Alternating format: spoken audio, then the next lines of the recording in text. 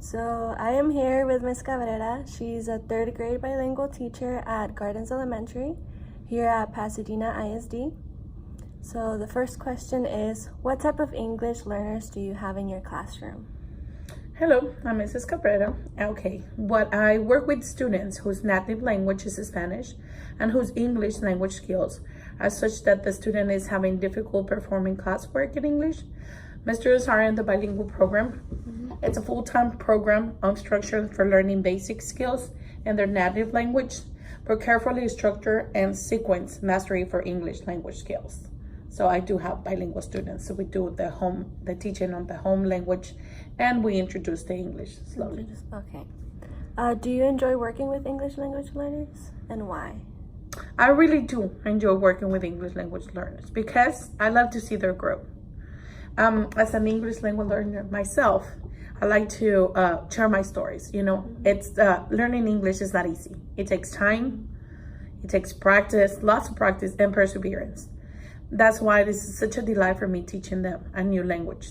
Because, you see how they open up, they start very, scared about how to elaborate, how to come up with answers and share, the thoughts and ideas. And then, boom, all of a sudden when they start, picking up the English, you see the growth. You see how, their growth.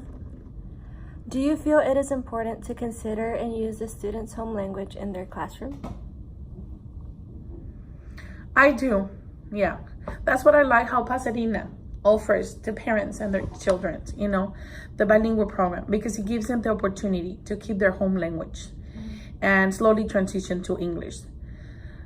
The student get the best of both worlds, like the foundation in their home language and in English too. So when they transition, in middle school or high school, they have the two, like really solid. So I really like that. And this I do understand that we live in Texas and the ideal for them is to speak in English and be fluent, but why not to give them the instruction in both language, yeah. We are in a diverse country, you find so many different cultures and backgrounds, languages and traditions. So why not to add some of that in our classroom and make them feel like home. So what would you say is your biggest challenge when working with English language learners?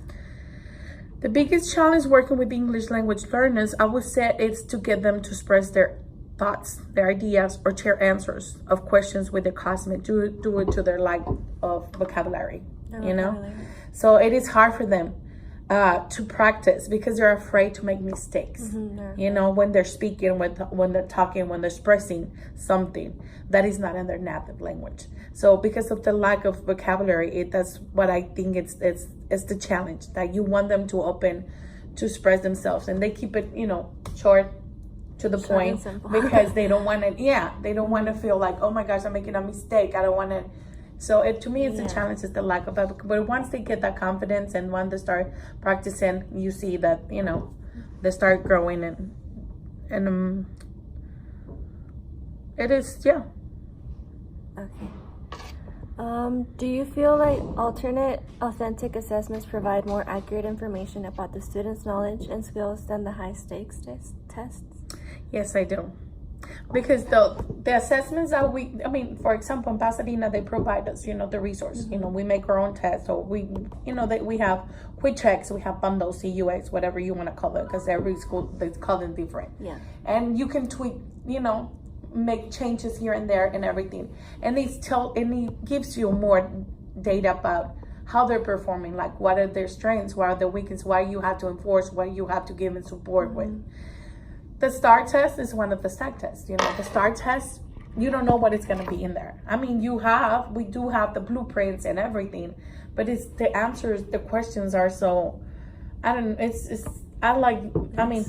that it's more, you get more information with the assessment. Yeah, regular assessments that the STAR, yes. Okay. What are some activities that could help develop students' oral proficiency? Because like I mentioned it earlier, the lack of vocabulary.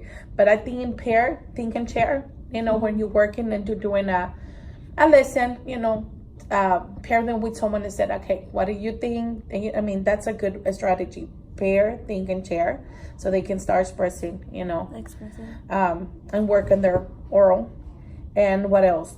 Show and tell. Oh yes, that's a really good one. Yes, because that's what it helps them to, open up and start, using the vocabulary. Yes. What another one? Any group activities, because they're like, they have to. So we have it's the bilingual. So we have students that they are really good at speaking, English, and some they're not. So doing a group activity, they have no choice. If this one is only speaking English, well, there you go, I have to try it.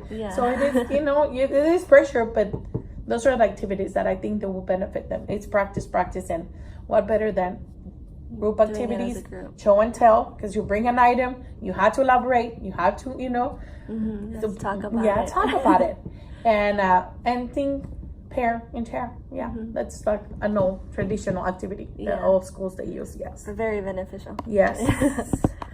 And what advice do you have for future English language learner teachers?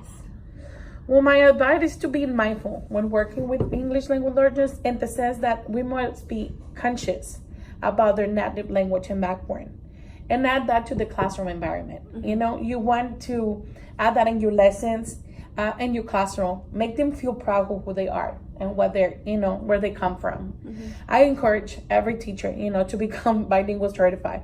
It is very rewarding to work with English learners, because you see the growth.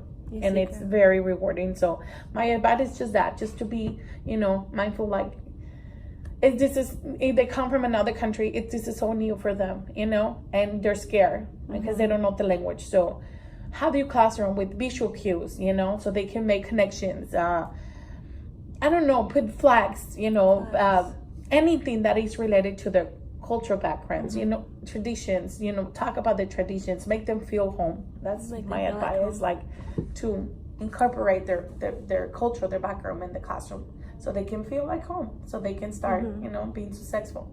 It helps a lot. Yes. All right. Well, thank you for doing this interview. Oh, you're welcome. I appreciate My it. pleasure. Thank you.